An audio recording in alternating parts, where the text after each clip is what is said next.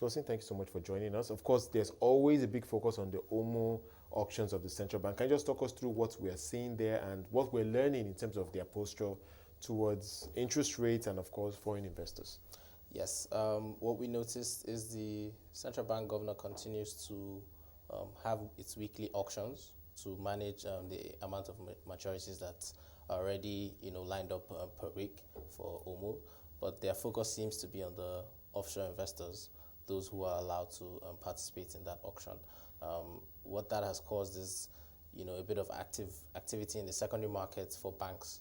Banks have to look for where to. They also have maturities as well. Have to look for where to invest those OMO maturities, and so their OMO maturities are really active on the bank side because they're the ones that can trade that. Then the offshores are the ones that are enjoying the best available at the primary auction for the OMO. All right.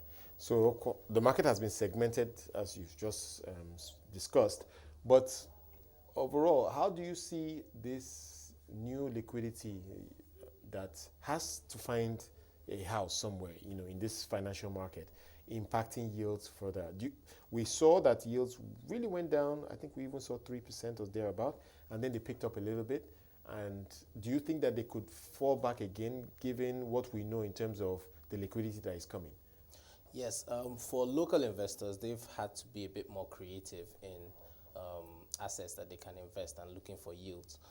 And we've noticed that a lot of clients have now expanded their kind of assets that they look at from the T-bills and looking into other assets like CPs. There have been a few issues of CPs, and you've seen a lot of investor interest there. Some corporate bonds also as well, but on the short to medium space again. FGM promissory notes that were issued to exporters and oil marketers. We've seen a lot of secondary market activities on those as well.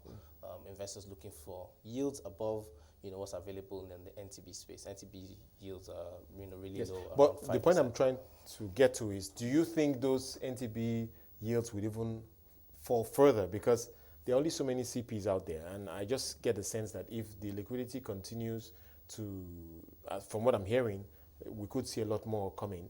Then we really have, there's no other way but south in terms of yields for NT bills. Yes, I agree with you. Yields are pressured because of the demand. Demand is heavy. There's a lot of liquidity. Investors have to invest.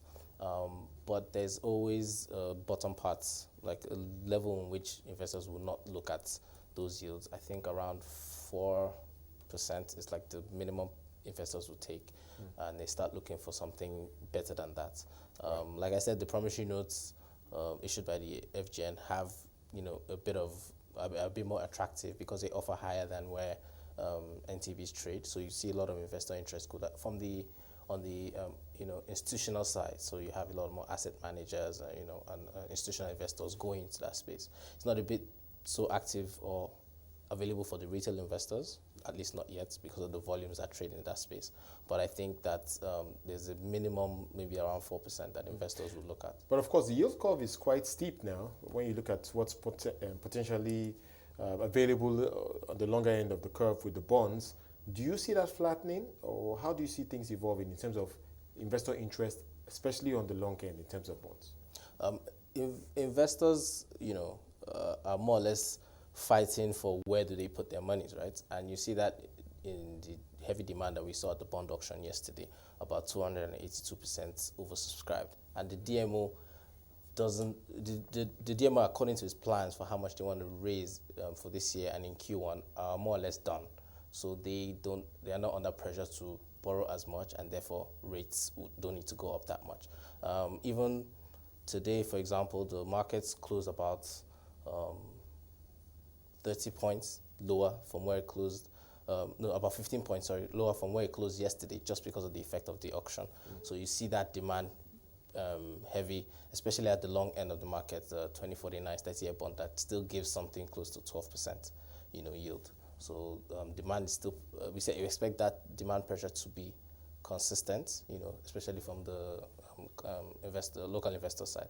All right. We've seen a recovery in the oil price, but very quickly, if you can just speak to your expectations for the exchange rate, how do you see things evolving, especially if we can see that oil price still remains somewhere close to $60?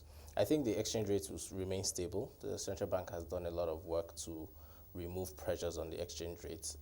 It's made the environment good for foreign investors. It has extended the curve for the OTCFX futures to encourage FDI inflows. You know, you're hearing things like a new PIB bill in the works that would, could look to bring more investment into that sector. So things are positive for Nigeria in terms of exchange rate now. The central bank governor has done a lot of work to, make that stable as much as possible, and I think that's going to hold for the interim. All right, let's leave it there. Thank you so much for speaking to us today. Oluwatosin Ayanfalo, fixed income broker at Z Crest Capital.